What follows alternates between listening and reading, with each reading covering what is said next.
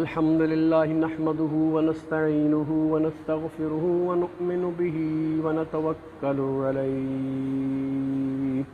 ونعوذ بالله من شرور أنفسنا ومن سيئات أعمالنا من يهده الله فلا مضل له ومن يضلله فلا هادي له ونشهد أن لا إله إلا الله وحده لا شريك له ونشهد أن سيدنا ومولانا محمدا عبده ورسوله بالهدى ودين الحق أرسله صلى الله تعالى عليه وعلى آله وصحبه وبارك وسلم أما بعد فأعوذ بالله من الشيطان الرجيم بسم الله الرحمن الرحيم الذين يؤذون الله ورسوله لعنهم الله في الدنيا والآخرة وأعد لهم عذابا مهينا وقد قال الله تبارك وتعالى في مقام آخر والذين يؤذون المؤمنين والمؤمنات بغير ما اكتسبوا فقد احتملوا بهتانا وإثما مبينا آمنت بالله صدق الله مولانا العظيم وصدق رسوله النبي الكريم ونحن على ذلك لمن الشاهدين والشاكرين والحمد لله رب العالمين۔ حمد و صلات کے بعد میں نے قرآن کریم کے دو مختلف مقامات سے آپ کے سامنے دو آیتیں تلاوت کی ہیں۔ اللہ تبارک و تعالی سے دعا ہے کہ وہ مجھے ان آیات مقدسہ کے حوالے سے حق کہنے، آپ کو سن کر سمجھنے، یاد رکھنے اور اس میں سے حاصل ہونے والی گفتگو کے ذریعے اپنے عقائد، اپنے اعمال، اپنے معمولات کی اصلاح کی توفیق رفیق مرحمت فرمائے۔ وما توفیقی الا باللہ العلی العظیم۔ ہم حضرت امیر معاویہ رضی اللہ تعالی عنہ کی شخصیت کے مختلف پہلوؤں پر گفتگو کرتے چلے آ رہے ہیں اور مختلف موضوعات پر آپ کے لیے نبی صلی اللہ علیہ وسلم کی دعائیں، صحابہ کرام کے تاثرات، اکابرین امت کی نظر میں آپ کا مقام، علماء اہل سنت کی نظر میں آپ کا مقام وغیرہ وغیرہ، یہ میں نے آپ کے سامنے گفتگو کی تھی۔ اور حضرت امیر معاویہ گزشتہ نشست میں نے آپ کو بتایا تھا کہ ایک بردبار شخصیت، ایک صبر و تحمل اور برداشت کا پیکر حضرت امیر معاویہ کی ذات، وہ بھی میں نے آپ کے سامنے گفتگو کی تھی۔ تو آج میں آپ کے سامنے حضرت امیر معاویہ رضی اللہ تعالی عنہ کے حوالے سے جو لوگ طعن و تشنیع کرتے ہیں، طعنے بازی کرتے ہیں، آپ کی شخصیت کو مختلف طریقوں سے داغدار کرنے کی کوشش کرتے ہیں، آپ پر مختلف قسم کے الزامات لگاتے ہیں اور آپ کی گستاخی کرتے ہیں اور بے ادبی کرتے ہیں، اس حوالے سے ان بے ادبوں کا اور اس گستاخیوں پر کیا ان کا انجام ہوا یا کیا ان کے حوالے سے معاملات پیش آئے، اس پر میں آج آپ کے سامنے کچھ گزارشات لے کر حاضر ہوا ہوں۔ چنانچہ آج 19 ذوالقعدہ 1443 ہجری بمطابق 19 جون 2022 اس سلسلے کی 13ویں نشست لے کر میں آپ کے سامنے حاضر ہوا ہوں۔ اللہ تبارک و تعالی قرآن کریم میں ارشاد فرماتا ہے، جو میں نے آپ کے سامنے سورہ احزاب کی آیت نمبر 57 تلاوت کی ہے 22ویں پارے میں سے۔ اللہ فرماتا ہے، ان الذين يؤذون الله ورسوله لعنهم الله في الدنيا والآخرة، بے شک جو ایذا دیتے ہیں اللہ اور اس کے رسول کو، ان پر اللہ کی لعنت ہے۔ وَأَعَدَّ لَهُمْ عَذَابًا مُهِينًا، اور دنیا اور آخرت میں اللہ نے ان کے لیے ذلت کا عذاب تیار کر رکھا ہے۔ اور جو دوسری آیت میں نے آپ کے سامنے پڑھی ہے وہ اس کی اگلی آیت ہے، 58ویں آیت۔ وَالَّذِينَ يُؤْذُونَ الْمُؤْمِنِينَ وَالْمُؤْمِنَاتِ بِغَيْرِ مَا اكْتَسَبُوا فَقَدِ احْتَمَلُوا بُهْتَانًا وَإِثْمًا مُبِينًا، اور جو ایمان والے مردوں اور عورتوں کو بے کیے ستاتے ہیں، یعنی بغیر قصور کے، بغیر کسی غلطی کے، بغیر کسی خطا کے خواہ ستاتے ہیں، انہوں نے بہتان اور کھلا گناہ اپنے سر لے لیا۔ تو میرے بھائیوں، اللہ تبارک و تعالیٰ کے پیارے محبوب صلی اللہ تعالیٰ علیہ وسلم نے مختلف حوالوں سے اپنے صحابہ کرام کی عزت، شان، عظمت بیان فرمائی ہے، جو کہ میں اپنی نشستوں میں آپ کے سامنے بیان کرتا رہا ہوں۔ تو انہی ارشادات میں سے صحابہ کرام علیہم رضوان کے حوالے سے بھی جو ہے وہ ارشادات ہیں، جس کا مفہوم میں آپ کے سامنے پیش کرتا ہوں۔ احادیث تو آپ نشستوں میں جا کر دیکھ سکتے ہیں، سن سکتے ہیں کہ میرے صحابہ کے معاملے میں اللہ سے ڈرو۔ تمہارا احد پہاڑ کے برابر سونا خرچ کر دینا میرے صحابی کے مٹھی بھر جو خرچ کرنے کے مقابلے میں بھی نہیں آ سکتا، یعنی ان کا اتنا عاجز ہے۔ پھر یہ بھی فرمایا کہ جس نے میرے صحابہ سے محبت کی تو میری وجہ سے محبت کی، اور جس نے صحابہ سے بغض رکھا تو اس نے مجھے تکلیف دی، اور جس نے مجھے تکلیف دی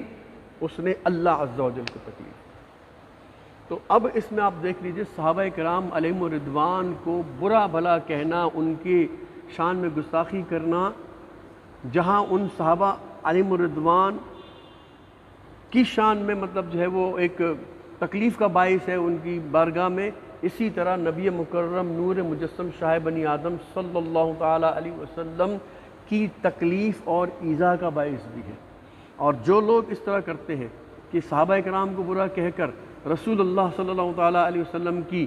تکلیف کا باعث بنتے ہیں، تو اللہ تعالیٰ ارشاد فرماتا ہے فی الدنیا والآخرہ لعنہم اللہ فی الدنیا والآخرہ وَأَعَدَّ لَهُمْ عَذَابًا مُهِينًا،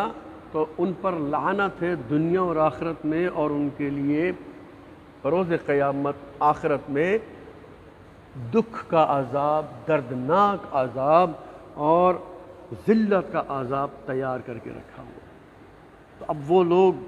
جو خواہ بغیر کسی بات کے، بغیر کسی قصور کے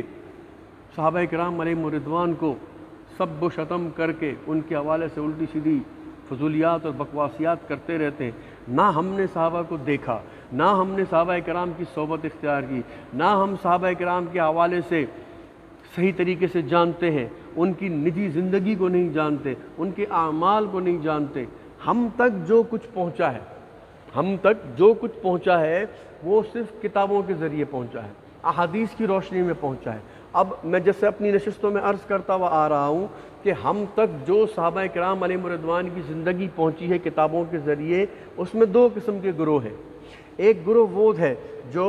اہل سنت و جماعت ہے اور صحابہ کرام سے محبت کرنے والا، اللہ عز و جل اس کے رسول صلی اللہ علیہ وسلم کی اطاعت کرنے والا، پیارے آقا صلی اللہ علیہ وسلم سے محبت کرنے والا، عشق کرنے والا۔ تو جب وہ آپ سے عشق کرتا ہے تو صحابہ کرام سے بھی محبت کرتا ہے۔ اچھا، صحابہ کرام سے، آپ کی آل اولاد سے، اولیاء سے، ہر دیندار شخص سے جو صحیح العقیدہ، صحیح مسلمان ہے، اس سب کا ادب و احترام کرتا ہے، ٹھیک ہے نا۔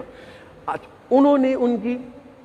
ان کے واقعات کو لکھا، ان کی زندگی پر قلم چلایا، اور ان کے واقعات بھی، وہ کتابیں بھی موجود ہیں، ہم دیکھ سکتے ہیں۔ اسی طرح دوسرا گروہ وہ تھا جو خارجیوں سے متاثر تھا، جنہوں نے حضرت عثمان رضی اللہ تعالیٰ عنہ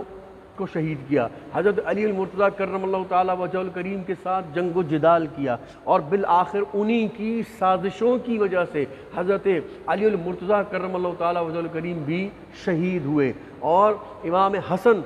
رضی اللہ تعالیٰ عنہ وہ بھی انہی کی وجہ سے جو ہے، انہی کی کارستانی کی وجہ سے شہید ہوئے، اور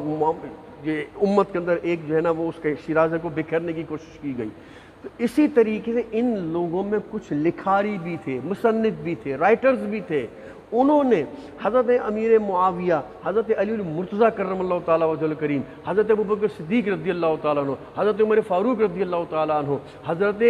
علی المرتضیٰ کرم اللہ تعالیٰ وجہ الکریم، یعنی صحابہ کرام کے حوالے سے اپنی نفرت، اپنی بغض، اپنی دشمنی کا اظہار تحریروں کے ذریعے کیا۔ اب جب تحریروں کے ذریعے کیا تو وہ تحریریں مختلف ادوار میں آتی چلی گئیں، بڑھتی چلی گئیں، پھر جو انہی کی راہ پر چلتے رہے تو ان کے شیطانی دماغوں نے بھی کام کیا، اور انہوں نے بھی پھر اس پر مزید اپنی طرف سے لایانی فضول من گھڑت واقعات جمع کر کر کے، فضول بکواس کر کر کے کتابوں کی کتابیں بھر ڈالی، اور صفحے صفحات کے صفحات سیاہ کر دیے، اور وہ صحابہ کرام جن کے بارے میں اللہ تعالیٰ وعد اللہ الحسنہ بیان کر چکا، میں آپ کے سامنے عرض کر چکا ہوں، اور رضی اللہ عنہم ورضوا عنہ بیان کر چکا، اور وَلَٰكِنَّ اللَّهَ حَبَّبَ إِلَيْكُمُ الْإِيمَانَ وَزَيَّنَهُ فِي قُلُوبِكُمْ جیسی آیتیں جن کے لیے نازل ہے، اور وَكَرَّهَ إِلَيْكُمُ الْكُفْرَ وَالْفُسُوقَ وَالْعِصْيَانَ اولئک هم الراشدون جیسی آیتیں ان کے لیے دلیل کے طور پہ موجود ہے، ان کی شخصیتوں کی بلند کردار کی غمازی کرنے والی آیات موجود ہے قرآن کریم کی۔ یعنی اللہ تبارک و تعالیٰ تو انہیں فرما رہا ہے کہ میں نے تمہارے دلوں میں ایمان کو نقش کر دیا ہے، تمہیں ایمان کو پسند کرنے والا بنا دیا ہے، تمہارے دلوں کو، تمہارے قلبوں کو پاک کر دیا ہے، تمہارے دل میں کفر سے، فسوق سے، عصیان سے یعنی گناہ سے، نافرمانی سے نفرت پیدا کر دی ہے۔ اولئک هم الراشدون، یہی ہدایت یافتہ لوگ ہیں، رشد و ہدایت کے پیکر ہیں یہ لوگ۔ اللہ تبارک و تعالیٰ تو ان کی صفات قرآن کریم میں یہ گنوا رہا ہے، اور یہ بدقسمت قسم کے لوگ کیا کر رہے ہیں؟ اللہ تبارک و تعالیٰ جب قرآن کریم نازل ہو رہا تھا، یہ ذرا اس بات کو غور سے سمجھیے گا، جب اللہ تبارک و تعالیٰ قرآن پاک نازل فرما تھا نبی کریم صلی اللہ تعالیٰ علیہ وسلم، تو جو لوگ ایمان لا رہے تھے تو بعض ایمان لاتے تھے تو وہ ادھر ادھر ڈبل پالیسی کرتے تھے، یعنی کفار کے ساتھ بھی میل جول رکھتے تھے، مسلمانوں کے ساتھ بھی میل جول رکھتے تھے، مسلمانوں سے فائدہ ہو جاتا تو مسلمانوں کی طرف ہو جاتے، کفار سے فائدہ ہوتا تو کفار کی طرف ہو جاتے، یعنی وہ ایمان کو انہوں نے ایک ہنسی مذاق بنا کے رکھا تھا، آتے تھے مفاد حاصل کر کے چلے جاتے تھے۔ تو اللہ تبارک و تعالی نے انہیں ایمان لانے کا معیار دیا کہ تم اگر ایمان لانا چاہتے ہو تو میں تمہیں ایمان لانے کا نمونہ بیان کرتا ہوں، میں تمہیں وہ شخصیات بتاتا ہوں کہ جو ایمان لائے اور اللہ نے ان کا ایمان قبول کیا، اور وہ لوگ پکے ایماندار ہیں۔ اب وہ قرآن کریم کی پہلی سورت سورہ بقرہ جو بڑی سورتوں میں سے پہلی سورت ہے، آپ اس کو دیکھیے، اور پہلا صفحہ ہی جب اس کا ہم پلٹتے ہیں اولئک علی ھدی من ربہم واولئک هم المفلحون والا صفحہ جب ہم کھولتے ہیں تو آپ اس کے درمیان میں جا کر دیکھیں تو قرآن کریم کی آیت آتی ہے وَإِذَا قِيلَ لَهُمْ آمِنُوا كَمَا آمَنَ النَّاسِ، اور جب ان سے کہا جائے، یہ جو جن کی میں نے ابھی آپ کے سامنے حرکتیں بیان کی، جب ان سے کہا جائے آمنو ایمان لاؤ، کس کی طرح؟ کما آمن الناس، جیسے اب یہ آمن الناس جس شخص کی یعنی جس مفسر کی تفسیر آپ پڑھ کر دیکھ لیجئے، کسی بھی طبقے سے تعلق رکھتا ہو، اس نے آمن الناس کا ترجمہ صحابہ کرام کیا ہے۔ یعنی ایمان لاؤ میرے نبی کے صحابہ کی طرح، صحابہ کی طرح میرے نبی کے جو ہیں اس طرح ایمان لے کر آؤ۔ تو اللہ تبارک و تعالی صحابہ کرام کہ ایمان کو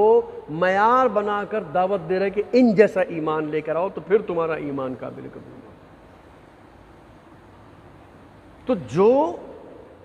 نمونہ ہے ایمانداروں کے لیے، ان کے لیے جناب الٹی سیدھی بکواس کی جائے تو یہ اپنے ایمان کو داؤ پہ لگانے والی بات نہیں ہے۔ اللہ تبارک و تعالی محفوظ فرمائے ایسے لوگوں سے۔ چنانچہ میں یہ عرض کر رہا تھا تو اس طرح ان لوگوں نے الٹی سیدھی بکواسیں کر کے صحابہ کرام اور بالخصوص حضرت سیدنا امیر معاویہ رضی اللہ تعالی عنہ کی شخصیت کو داغدار کرنے میں کوئی کسر نہ اٹھا رہے۔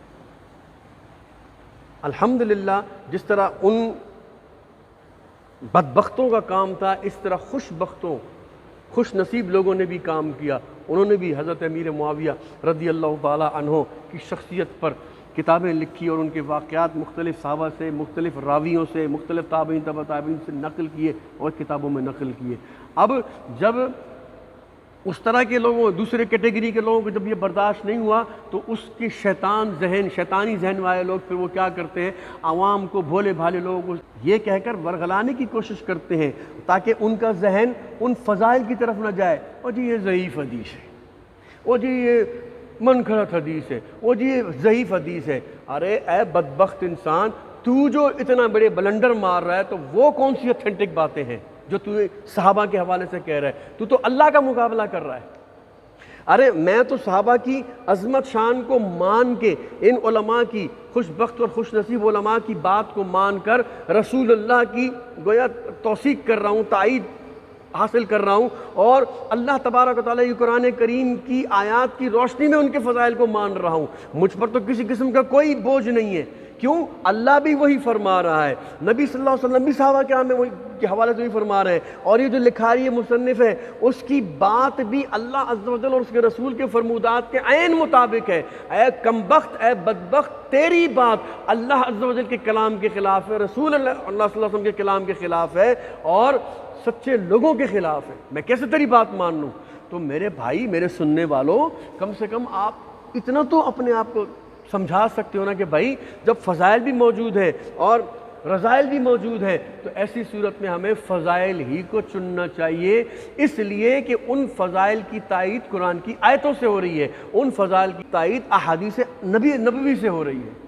تو تھوڑی سی عقل اور سمجھداری اگر بندہ استعمال کر لے تو اللہ تبارک و تعالیٰ اس کے لیے راستہ کھول دیتا ہے اور دل میں صحابہ کرام کی، اولیاء کرام کی، ولیوں کی محبت پیدا کر دیتا ہے۔ چنانچہ آج چونکہ میرا موضوع گستاخوں کے حوالے سے تھا تو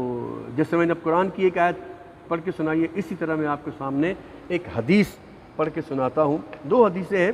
وہ میں آپ کو الگ الگ طریقے سے سناتا ہوں۔ چنانچہ ابن حبان اور حافظ عقیلی نے حضرت انس رضی اللہ تعالیٰ عنہ سے یہ روایت کی ہے کہ نبی کریم صلی اللہ تعالیٰ علیہ وسلم نے ارشاد فرمایا، ان اللہ اختارنی فاختار لی اصحابی و اصحاری، بے شک اللہ تعالیٰ نے مجھے پسند فرمایا اور میرے لیے میرے صحابہ کو پسند فرمایا، اور اصحار کو پسند فرمایا۔ اصحار کا مطلب ہوتا ہے سسرالی رشتہ دار، جن سے بندہ بیٹیاں لیتا ہے یا بیٹیاں دیتا ہے، یہ سسرالی رشتہ دار جو ہوتے ہیں یہ اصحار کہلاتے ہیں۔ پھر فرمایا سیأتی قوم، ان قریب ایک قوم آئے گی، یسبونہم، جو انہیں برا بلا کہے گی، وینتقصونہم، اور ان پر تنقید کرے گی، ان کی شان گھٹائے گی، فلا تجالسوہم، خبردار ان کے پاس نہ بیٹھنا، ولا تشاربوہم، ہرگز ان کے پاس پینے کے لیے نہ بیٹھنا، ولا تآکلوہم، نہ ان کے ساتھ کھانا، یعنی کھانے پینے کی مجلسوں میں ان کے دسترخوانوں پر ہرگز نہ بیٹھنا۔ پھر فرمایا ولا تناکحوہم، اور ہرگز ان کے ساتھ نکاح کی رشتہ داریاں مت کرنا۔ مطلب نہ اپنی بیٹیاں دینا نہ ان سے بیٹیاں لینا۔ تو اللہ کا رسول صلی اللہ علیہ وسلم اپنے صحابہ اور اپنے سسرالی رشتہ داروں کی برائی کرنے والے، ان کی تنقیص کرنے والے، ان کی شان گھٹانے والوں کے حوالے سے پہلے ہی خبردار کر رہے ہیں کہ اگر ایسے لوگوں کو پاؤ اپنے ارد گرد، اپنی کمیونٹی میں پاؤ، اپنے علاقے میں پاؤ، اپنی برادری میں پاؤ، حتیٰ کہ اپنے رشتہ داروں میں پاؤ، تو کیا فرمایا؟ وَلَا تُجَالِسُوهُمْ، ان کے ساتھ ہرگز اٹھک بیٹھک مت کرنا، ان کے ساتھ بیٹھنا نہیں۔ وَلَا تُشَارِبُوهُمْ وَلَا تُوَاكِلُوهُمْ، نہ ان کے ساتھ کھانا نہ ان کے ساتھ پینا، یعنی دسترخوانوں پر مت بیٹھنا، ان کے ساتھ کھانے پینے کی مجلسوں میں یا ان کے کھانے پینے کی محفلوں میں ان کے ساتھ مت جانا بیٹھنے کے لیے، نہ ان کا کھانا نہ ان کا پینا۔ وَلَا تُنَاكِحُوهُمْ، اور نہ ان کے ساتھ شادی بیاہ کے معاملات کرنا۔ دیکھو اللہ عز و جل کے پیارے رسول صلی اللہ تعالیٰ علیہ وسلم کس طرح پہلے سے خبردار کر رہے ہیں اپنے بھولے بھالے امتیوں کو کہ اس طرح کے لوگ آئیں گے، اور دیکھ لو میرے بھائیو زمانہ وہی موجود ہے۔ دوسری ایک حدیث ہے حضرت سیدنا انس بن مالک رضی اللہ تعالیٰ سے یہ روایت ہے، ان اللہ اختارنی واختار اصحابی فجعلہم اصحاری وجعلہم انصاری انہو سیجیء فی آخر الزمان قوم ینتقصونہم۔ فرمایا بے شک اللہ نے مجھے پسند کیا، میرے لیے میرے صحابہ کو پسند کیا، اس نے میرے لیے سسرالی رشتہ دار بنائے، اس نے میرے لیے انصار بنائے، مددگار بنائے۔ ان قریب زمانہ آخر میں ایک قوم آئے گی، ینتقصونہم، جو ان کی تنقیص کرے گی، شان گھٹائے گی، ان کو برا بھلا کہے گی۔ اب کیا فرمایا؟ الا، اب الا کا لفظ خبردار کرنے کے لیے ہوتا ہے، جیسے قرآن کریم میں الا ان اولیاء اللہ لا خوف علیہم ولا هم یحزنون، خبردار جان لو، فلا تناکحوہم، ان کے ساتھ شادی بیاہ کا کوئی رشتہ ہرگز ہرگز نہ کرنا۔ الا فلا تنکحوا الیہم، نہ تم ان سے شادی کرنا نہ ان میں شادی کرنا، نہ ان سے کرنا یعنی ان کا رشتہ نہ لینا، نہ اپنا رشتہ کسی کو دینا،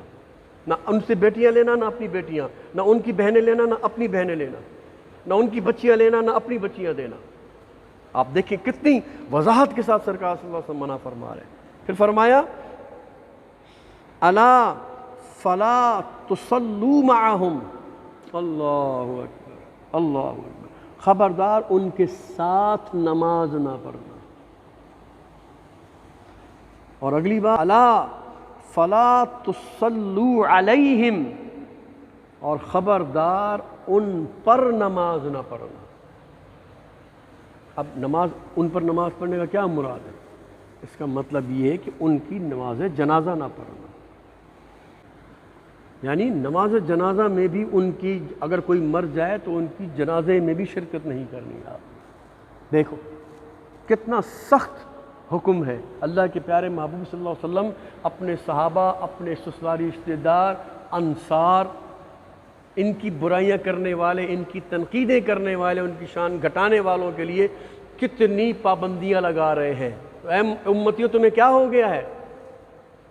کیا ہو گیا؟ تم ایسے لوگوں کو سنتے ہو جو صحابہ کرام کی ذات میں کیڑے نکالتے ہیں، جو یوٹیوب پر بیٹھ کر یا جناب فیس بک پر اپنی ویڈیو اپلوڈ کر کے یا سوشل میڈیا کے ذریعے صحابہ کرام کے حوالے سے چھوٹی چھوٹی فضول قسم کی باتیں جو کہ انہوں نے شاید کی ہی نہ ہو، اور اگر بالفرض ایسے واقعات کسی نے دیکھے بھی ہو تو انہوں نے اپنی سمجھ سے اس کو لکھا ہے، انہوں نے یہ جا کے نہیں دیکھا کہ وہ ان کے آپس کے معاملات تھے کیا۔ کمال ہو گئی ہے، سمجھ ہی نہیں آتی لوگوں کو۔ پھر فرمایا الا فلا تصلوا علیہم، اور خبردار ان کے ساتھ نماز نہ پڑھنا، علیہم حلت اللعنہ، اور یہ سب اس لیے کہ ان کے اوپر لعنت کر دی گئی، لعنت ان پر حلال کر دی، انہوں نے اپنے اوپر لعنت کو حلال کر دیا۔ اب اس کے جو بھی معنی لے لیں، اب عام معنی ہم لے لیتے ہیں اس لیے کہ وہ لعنتی ہے، اللہ کی لعنت برس رہی ہے ان پہ۔ تو میرے بھائیوں، آپ دیکھیں اللہ کے پیارے محبوب صلی اللہ تعالیٰ علیہ وسلم نے کس طریقے سے منع فرمایا۔ پھر ایک اور حدیث مبارکہ بھی سن لیجئے، دعوا لی اصحابی و اصحاری فمن سبہم فعلیہ لعنت اللہ والملائکۃ والناس اجمعین۔ فرمایا میری خاطر میرے صحابہ اور میرے سسرال والوں کو کچھ نہ کہا کرو میری وجہ سے، یعنی تم ان کو مت دیکھو، تم میری ذات کو دیکھ لیا کرو کہ میری ان کے ساتھ کیا رشتہ داری ہے، میرا ان کے ساتھ کیا تعلق ہے۔ تم میرے تعلق کا پاس رکھتے ہوئے خاموش ہو جایا کرو کہ اگر کوئی صحابی ہے تو اس کا تعلق نبی سے ہے، اگر کوئی سسرالی ہے تو اس کا رشتہ نبی صلی اللہ علیہ وسلم سے ہے، تو میرے تعلق کی وجہ سے انہیں چھوڑ دیا کرو۔ فمن سبہم، اور جو انہیں گالی دے، ان کی تنقیص کرے، ان کی برائی کرے، ان کی شان گھٹائے، فعلیہ لعنت اللہ والملائکۃ والناس اجمعین، فرمایا اس پر اللہ تعالیٰ کی، اس کے فرشتوں کی اور تمام انسانوں کی لعنت۔ چلو بھئی لعنت کے لیے تیار ہو جاؤ، وہ لوگ جو صحابہ کرام علیہم الرضوان پر طعن و تشنیع کرتے ہیں، تانے دیتے ہیں، اعتراض کرتے ہیں، تنقید کرتے ہیں، ان کی شان گھٹاتے ہیں، جب بھی آپ دیکھیں نا، جب ایسے بدبخت لوگ مرتے ہیں تو وہ لعنت جو ہمیں نظر نہیں آ رہی ہوتی، مرنے کے بعد ان کے چہروں پر لعنت نظر آ رہی ہوتی، چہرے بگڑے ہوئے، منہ بگڑے ہوئے ہوتے۔ تو میرے بھائیوں، صحابہ کرام علیہم الرضوان کا ادب، احترام بہت ضروری ہے۔ اور یہ میں تمام باتیں اس لیے کہہ رہا ہوں کہ یہ تمام جو روایتیں ہیں یہ حضرت امیر معاویہ رضی اللہ تعالیٰ عنہ کے لیے بھی موجود ہے۔ کیوں؟ آپ نے فرمایا وَاخْتَارَ لِي اصحابی و اصحاری، یعنی اللہ نے میرے لیے میرے صحابہ کو چنا اور میرے سسرائی رشتہ داروں کو چنا۔ تو حضرت امیر معاویہ نبی صلی اللہ علیہ وسلم کے صحابی بھی ہیں اور سسرالی رشتہ دار بھی ہیں، جو میں اپنی نشستوں میں پیچھے بتاتا چلا آ رہا ہوں کہ آپ کی ہمشیرہ ام حبیبہ رضی اللہ تعالی عنہا نبی کریم صلی اللہ علیہ وسلم کے نکاح میں تھیں۔ تو اس طرح نبی صلی اللہ علیہ وسلم، ہم اپنی زبان میں جو الفاظ کہتے ہیں، استعمال کرتے ہیں رشتوں کے لیے، سالہ بہنوئی کا رشتہ یوں سمجھ لیجیے۔ تو یہ مطلب رشتہ ہم اپنی زبان میں جو کہتے ہیں، میں آپ کی آسانی کے لیے بول دیتا ہوں۔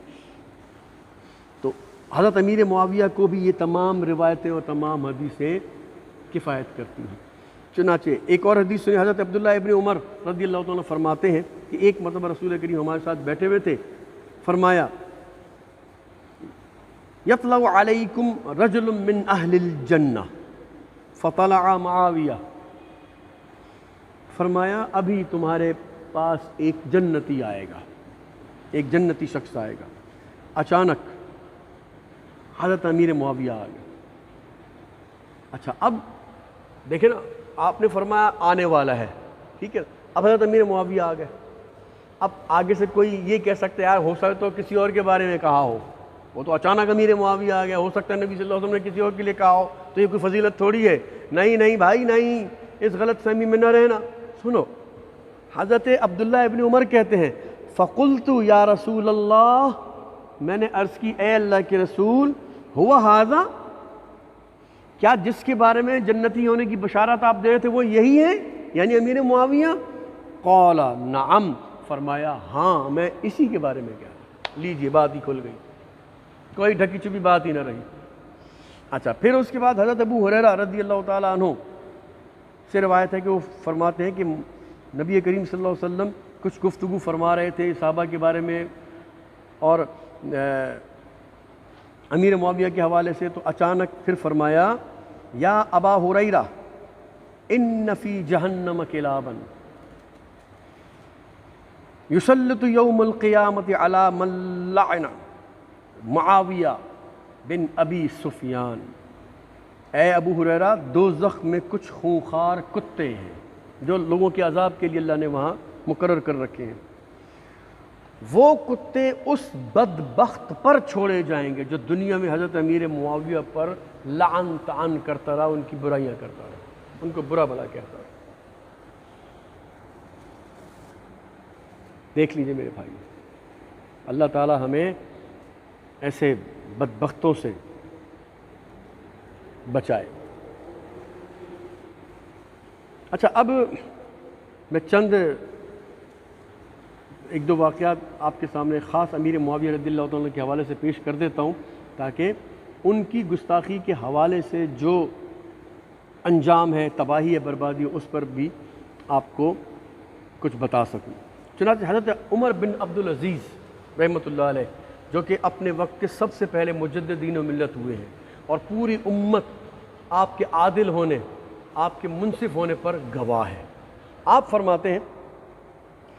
کہ میں حضرت امیر معاویہ کے حوالے سے لوگوں کی مختلف رائے سنتا رہتا تھا، تو میں تھوڑا پریشان تھا اس حوالے سے۔ عقیدہ میرا ٹھیک تھا، لیکن سن کے میں پریشان ہو جاتا تھا۔ تو ایک بار میں نے رسول اللہ صلی اللہ تعالی وسلم کی زیارت کی، کیا دیکھتا ہوں کہ حضرت ابو بکر اور حضرت عمر رضی اللہ تعالی عنہما آپ کے برابر میں تشریف رکھتے ہیں۔ میں نے سلام عرض کیا اور بیٹھ گیا۔ اسی دوران حضرت علی المرتضیٰ کرم اللہ تعالی وجہہ الکریم اور حضرت امیر معاویہ کو بلایا گیا۔ جب وہ تشریف لائے تو دونوں سے کہا گیا کہ یہ برابر میں کمرہ ہے، آپ وہاں چلے جائیے۔ چنانچہ وہ دونوں اس کمرے میں دروازے سے داخل ہو گئے اور دروازہ بند کر دیا گیا۔ میں اس دروازے کی طرف دیکھتا رہا، غور کرتا رہا۔ لازمی بات ہے، اندر سے شک باتوں کی آواز آ رہی ہوگی، تو اس طرح سے آپ غور سے اس کو دیکھتے رہے۔ تھوڑی دیر میں حضرت علی المرتضیٰ کرم اللہ تعالی وجہ الکریم وہاں سے باہر تشریف لائے اور کہنے لگے، رب کعبہ کی قسم، میرے حق میں فیصلہ ہو گیا۔ یہ کہہ کر وہ نبی صلی اللہ علیہ وسلم کے برابر میں صحابہ کے ساتھ بیٹھ گئے۔ میں پھر دروازے کی طرف منتظر رہا کہ ابھی حضرت امیر معاویہ بھی آتے ہیں۔ پھر وہی باتوں کی آوازیں آنے لگیں۔ تھوڑی دیر گزری، پھر حضرت امیر معاویہ رضی اللہ تعالیٰ تشریف لائے اور کہنے لگے، رب کعبہ کی قسم، میری بخشش کر دی گئی۔ یعنی ان دونوں کے درمیان، حضرت امیر معاویہ اور حضرت علی المرتضیٰ کرم اللہ تعالیٰ وجہ الکریم کے درمیان ایک معاملہ تھا نا، جنگ وغیرہ کا، تو شاید یہ اس کی طرف اشارہ تھا کہ وہ تو آپ حق پر تھے، ان کے حق میں فیصلہ ہو گیا، لیکن حضرت امیر معاویہ سے جو اجتہاد کے حوالے سے معاملہ ہوا، اس پر ان کی بخشش کر دی گئی۔ یہ حضرت عمر بن عبدالعزیز رحمۃ اللہ تعالی علیہ البدایہ والنہایہ نامی کتاب کے اندر آپ کا جو ہے یہ قول نقل کیا گیا۔ حضرت ابو علی الحسین بن خلیل الغزی، ان سے روایت ہے کہ وہ کہتے ہیں کہ میں لکھاریوں کی ایک جماعت کے پاس بیٹھا ہوا تھا، یعنی جو لکھتے لکھاتے بہت تھے اور کتابیں لکھتے تھے، مراسلیں لکھتے تھے اور تصانیف لکھتے تھے۔ تو ان میں سے کسی نے حضرت امیر معاویہ کی تنقیص کر دی، ان پر تنقید کر دی، برا بھلا کا۔ تو میں غصے سے اٹھ کے کھڑا ہوں، میں نے کہا، کم بختو بدبختو، میں تمہارے ساتھ بیٹھوں گا ہی نہیں کہ تم حضرت امیر معاویہ رضی اللہ تعالیٰ کے حوالے سے ایسی الٹی سیدھی بکواس کرتے ہو، دفع ہو تم لوگ، جاؤ یہاں، میں نہیں بیٹھتا تمہارے ساتھ، یہ کہہ کر وہ وہاں سے گھر چلے گئے۔ وہ فرماتے ہیں کہ رات کو نبی کریم نور مجسم شاہ بنی آدم صلی اللہ تعالیٰ علیہ وسلم کی مجھے زیارت ہوئی۔ میں نے دیکھا آپ فرما رہے ہیں، تم ام حبیبہ یعنی میری جو زوجہ ہے اس کا مقام میرے ہاں سمجھتے ہو، جانتے ہو؟ عرض کی، یا رسول اللہ بالکل جانتا ہوں، میں بالکل جانتا ہوں، وہ بڑی باکمال خاتون ہیں، بڑی بزرگ ہستی ہیں اور بڑا ان کا مقام، ان کی شان عظمت ہے۔ سرکار صلی اللہ علیہ وسلم نے فرمایا، جس نے ام حبیبہ کو اس کے بھائی کے بارے میں ناراض کیا تو تو اس نے مجھے ناراض کیا۔ یعنی نبی کریم صلی اللہ علیہ وسلم ابو علی الحسین کو یہ فرما رہے ہیں، یعنی ان کے اس عمل کی تائید کر رہے ہیں کہ تم ان کو چھوڑ کر اٹھ کے آ گئے وہاں سے، اس لیے کہ انہوں نے وہ بول کے بی بی ام حبیبہ کو ناراض کیا۔ اب ان کو جب ناراض کیا تو وہ میری ناراضگی کا باعث بنا، یعنی تم نے اچھا کیا کہ تم وہاں سے اٹھ کے چلے گئے۔ آپ دیکھیے شمس الائمہ امام سرخسی رحمۃ اللہ علیہ نے مضبوط میں ایک اپنی مضبوط نامی کتاب میں ایک واقعہ نقل کیا ہے کہ پہل امام جلیل محمد بن فضل القماری رحمۃ اللہ تعالی علیہ، جن کا سن وفات 381 ہجری ہے، حضرت امیر معاویہ رضی اللہ تعالی عنہ کے خلاف بڑی بدگوئی اور عیب جوئی کیا کرتے تھے۔ اب وہ بیچارے، وہی میں جیسے آپ کے سامنے عرض کرتا رہتا ہوں کہ بدبختوں کے ساتھ بیٹھ کے اور جناب ان کے ساتھ مجالس کر کے یا ان کی کتابیں پڑھ کے امیر معاویہ کے لیے ان کے دل میں بدگمانی پیدا ہو گئی، اور الٹے سیدھے واقعات سن کر ان کے دل میں یہ بات آ گئی۔ جیسے آج کل بھی ایسے لوگ ہیں جو کسی کے بارے میں کچھ بھی سنتے ہیں بس اپنا دماغ استعمال نہیں کرتے اور فضول بک بک کرنا شروع کر دیتے، تو وہ اس کام میں مبتلا تھے محمد بن فضل القماری۔ وہ حضرت شمس الائمہ امام سرخسی فرماتے ہیں کہ ایک مرتبہ انہوں نے بتایا کہ انہوں نے ایک خواب دیکھا۔ خواب کیا دیکھا کہ ان کے منہ سے لمبے لمبے بال نکل کر پاؤں تک لٹک رہے ہیں، اور وہ اتنے لمبے ہیں کہ جب وہ چلتے ہیں تو ان کے پیروں کے اندر وہ الجھتے ہیں، تو وہ جب چلتے ہیں تو ان بالوں کو رونتے ہوئے چلتے ہیں، جس کی وجہ سے ان کے منہ میں تکلیف بھی ہوتی ہے اور وہ بار بار ان سے الجھتے بھی ہیں اور چلنا ان کے لیے مشکل ہو رہا ہے، اور اس کھینچا تانی کی وجہ سے ان کی زبان سے خون نکل رہا ہے، جس کی وجہ سے انہیں بڑی سخت اذیت ہو رہی تھی، اور اسی اذیت میں ان کی آنکھ کھل گئی۔ بڑے پریشان ہو کہ یار یہ کیسا خواب ہے، میں تو ایک عالم دین ہوں، میں تو لوگوں کے لیے جناب دین کی باتیں لکھتا ہوں، کتابیں لکھتا ہوں، میری اتنی کتابیں ہیں، یوں میں ایک عالم ہوں، تو پھر یہ میرے ساتھ کیا ہو رہا ہے؟ چنانچہ وہ ایک تعبیر بتانے والے کے پاس گئے جو وہاں تعبیریں بتایا کرتا تھا، اس سے جا کے سارا خواب سنایا اور اس کی تعبیر پوچھی، تو اس نے کہا خبردار ہو جاؤ، یہ خواب کسی بہت بری بات کی جو ہے وہ نشاندہی کر رہا ہے۔ اس نے کہا جی مجھے بتائیں تو صحیح۔ انہوں نے فرمایا استغفر اللہ، آپ بڑے جلیل القدر صحابہ کرام میں سے کسی صحابی کی بدگوئی کرتے ہیں اور ان پر طعن و تشنیع کرتے ہیں، ان کی برائی کرتے ہیں، ان کی تنقیص کرتے ہیں، ان کی شان گھٹاتے ہیں، یہ اس کی نشانی ہے۔ خدا را اس فعل سے اپنے آپ کو بچائیے اور اجتناب کیجئے، ورنہ جو خواب میں آپ نے دیکھا ہے کہیں مرنے کے بعد عالم برزخ میں آپ کے ساتھ یہی نہ ہو رہا۔ اللہ اکبر، یہ تو ان کے کلمات ہیں، ورنہ ان کے ساتھ کیا ہونا ہے وہ تو پھر اگر وہ توبہ نہ کرے تو۔ چنانچہ امام سرخسی رحمۃ اللہ علیہ فرماتے ہیں کہ آپ فوراً اس بات سے تائب ہو گئے اور اس کے بعد دوبارہ کبھی بھی حضرت امیر معاویہ رضی اللہ تعالی عنہ کے حوالے سے کوئی بدگوئی نہیں کی اور خوش عقیدہ ہو گیا اس کے حوالے سے۔ ایک اور گستاخ کے حوالے سے بھی ہم سنتے ہیں، حافظ ابن کثیر رحمۃ اللہ علیہ جنہوں نے تفسیر کبیر لکھی ہے، انہوں نے یہ لکھا ہے واقعہ البدایہ والنہایہ میں کہ ان سے کسی شخص نے آ کر یہ واقعہ بیان کیا کہ میں نے خواب میں رسول اللہ صلی اللہ علیہ وسلم کی زیارت کی، میں نے کیا دیکھا کہ آپ کے پاس حضرت ابوبکر صدیق، حضرت عمر، حضرت عثمان، حضرت علی اور حضرت امیر معاویہ رضوان اللہ تعالی علیہ مجمعین تشریف فرما ہے۔ اتنے میں ایک شخص آیا جس کا نام تھا راشد الکندی، اس کے متعلق حضرت عمر فاروق رضی اللہ تعالی عنہ نے کہا یا رسول اللہ صلی اللہ علیہ وسلم،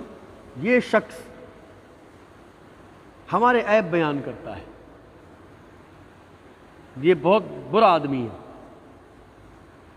راشد الکندی نے کہا کہ اے اللہ کے رسول صلی اللہ علیہ وسلم، میں ان سب کے عیب بیان نہیں کرتا، میں تو صرف اس معاویہ رضی اللہ تعالیٰ عنہ کے عیب بیان کرتا ہوں، ان کی تنقید کرتا ہوں، طعن کرتا ہوں۔ وہ شخص جو خواب دیکھ رہا تھا اس نے کہا حضور میں نے دیکھا نبی کریم صلی اللہ علیہ وسلم کے چہرے پر ایک دم جلال طاری ہو گیا، آپ غصے میں آ گئے اور فرمایا تیرا ستیہ ناس ہو، تیری برا ہو، کیا یہ میرا صحابی نہیں؟ بتا، تیرا ستیہ ناس ہو، کیا یہ میرا صحابی نہیں؟ تیرا برا ہو، کیا یہ میرا صحابی نہیں؟ یہ بات آپ نے 3 مرتبہ ارشاد فرمانے کے بعد پاس میں رکھا ہوا، اب وہ خواب والا بتا رہا ہے کہ پاس میں رکھا ہوا ایک نیزہ، ایک برچھا لیا اور حضرت امیر معاویہ کو دیا، فرمایا لو اور اس کے سینے میں مارو۔ حضرت امیر معاویہ رضی اللہ عنہ نبی کریم صلی اللہ علیہ وسلم کے ارشاد کو سنا، نیزہ لیا اور ایک بھرپور زور لگا کر اس سینے شخص کے، راشد الکندی کے سینے میں گھونپ دیا۔ وہ کہتے ہیں کہ جیسے ہی اس کو نیزہ لگا اس نے اتنی زور سے چیخ ماری تو اس سے میری آنکھ کھل گئی، اس نے جو اتنی زور سے چیخ ماری تو میری آنکھ کھل گئی۔ صبح ہوئی، میں باہر نکلا تو ہر طرف ایک شور مچا ہوا تھا کہ راشد الکندی کو رات کو کسی نے قتل کر دیا ہے، لیکن کوئی نہیں جانتا کہ مارنے والا کون تھا۔ اس کے سینے پر نیزے کا ایک گھاؤ، ایک زخم لگا ہوا تھا اور وہ مر چکا تھا، کسی کو پتہ ہی نہیں کس نے مارا۔ اب بتائیے میرے بھائی، یہ ہے گستاخ معاویہ، حضرت امیر معاویہ کے گستاخ کا انجام۔ حضرت ابن عساکر نے ابو زرع رازی سے روایت کیا کہ ان میں ایک آدمی نے کہا، بیٹھے ہوئے تھے، میں معاویہ سے بغض رکھتا ہوں۔ انہوں نے کہا بھی کیوں، کیا تکلیف ہے تجھے؟ حضرت امیر معاویہ نے کیا تیرا برا کیا جو تو ان سے بغض رکھتا ہے؟ انہوں نے کہا جی اس لیے کہ اس نے علی سے جنگ لڑی تھی رضی اللہ تعالیٰ عنہ۔ ابو ذرا نے فرمایا تیرا خانہ خراب ہو بدبخت، معاویہ کا رب رحیم ہے اور علی کا رب کریم ہے۔ معاویہ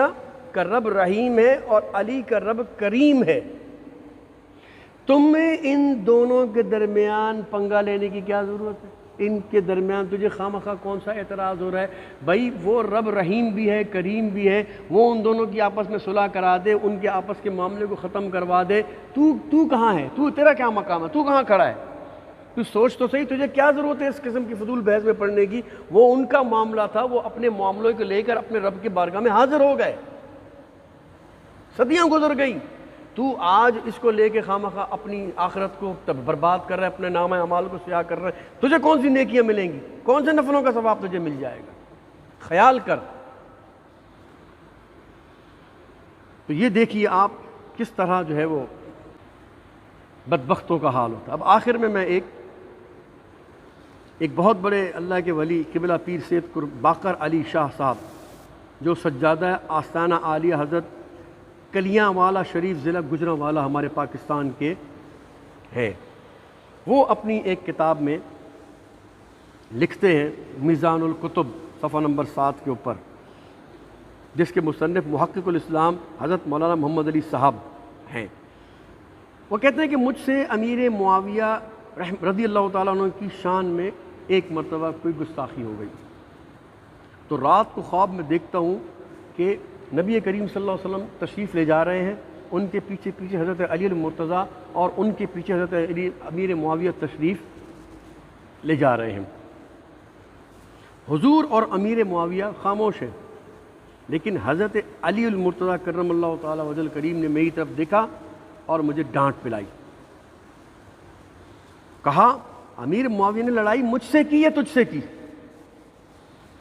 تجھے ہمارے معاملے میں مداخلت کا کیا حق ہے؟ اگر امیر معاویہ میرے یا میری اولاد کے دشمن ہوتے تو ان کو حضور کی یہ معیت نصیب ہرگز نہ ہوتی۔ یہ جو آج ہی حضور کے ساتھ ہیں، میرے ساتھ ہیں، ہم تینوں ساتھ ہیں، اگر امیر معاویہ نے کوئی بھی ایسا معاملہ کیا ہوتا تو آج وہ اس ساتھ سے، اس معیت سے، اس قرب سے محروم رہتے ہیں۔ وہ فرماتے ہیں پیر صاحب سید باقر علی شاہ صاحب کہ یہ سن کر مجھ پر یہ آشکار ہوا کہ وہ دونوں حضرات تو آپس میں شیر و شکر ہیں، ان کی محبت آپس میں کمال پہ پہنچی ہوئی ہے، تو میں خواہ ان کے لیے اس طرح کی بات کرتا ہوں۔ لہٰذا پھر وہ فرماتے ہیں کہ حضرت امیر معاویہ رضی اللہ تعالیٰ عنہ کی شان میں گستاخی کرنے والا چاہے حضرت علی المرتضیٰ کرم اللہ تعالیٰ وجہ الکریم کا محب ہی کیوں نہ ہو، سرکار دو عالم صلی اللہ علیہ وسلم کی محبت کے گن گانے والا ہی کیوں نہ ہو، لیکن اگر وہ امیر معاویہ رضی اللہ تعالیٰ عنہ کی شان میں کوئی الٹی سیدھی بات کرتا ہے تو جان لو در حقیقت قلب من کلاب الحاویہ ہے وہ، یعنی جہنم کے کتوں میں سے ایک کتا ہے۔ لہٰذا میں سید باقر علی شاہ صاحب سجادہ نشین حضرت کلیاں والا شریف کہتا ہوں کہ میں اپنی آل اولاد اور مریدوں کو حکم دیتا ہوں کہ کسی بھی صورت میں روافظ اور گستاخ صحابہ کا ساتھ نہ دیں۔ اگر کوئی میری اولاد یا مریدین میں سے سیدنا امیر معاویہ کی شان میں بے ادبی کا مرتکب ہوگا، وہ مجھ سے نہیں، میری اس کے ساتھ بیعت ختم ہو جائے گی، نہ ہی وہ ہمارے سلسلے کا روحانی فیض اسے حاصل ہوگا، وہ آج کے بعد ہمارا اس سے کوئی تعلق نہیں۔ دیکھ لیں میرے بھائی، جس پر بھی حضرت امیر معاویہ رضی اللہ تعالیٰ کی شان آشکار ہوتی چلی جاتی ہے وہ ان کا محب ہی بن جاتا ہے۔ اب یہ نصیبوں کی بات ہوتی ہے کہ جس کو اللہ تبارک و تعالیٰ عطا فرما دے، لیکن ہمیں الحمدللہ ناز ہے، ہمیں اللہ تعالیٰ کا شکر ادا کرنا چاہیے کہ ہمیں اہل سنت و جماعت میں رکھا اور علماء اہل سنت کی کتب پڑھنے کی توفیق عطا فرمائی، اہل سنت و جماعت کے علماء کی تقاریر اور ان کے بیانات سننے کی توفیق عطا فرمائی، اور حضرت امیر معاویہ کی محبت سننے اور پڑھنے کی توفیق عطا فرمائی۔ اس لیے ہم لوگوں کا دل حضرت امیر معاویہ اور تمام صحابہ کرام علیہم الرضوان کے حوالے سے محبت سے لبریز، سرسار اور بھرپور ہے۔ اللہ تبارک و تعالیٰ اسی محبت پر قائم رہے اور اسی میں ایمان کی حالت میں نبی کریم صلی اللہ علیہ وسلم کی زیارت کے دوران ایمان پر موت عطا فرمائے۔ آمین ثم آمین بجاہ النبی الامین وما علینا الا البلاغ۔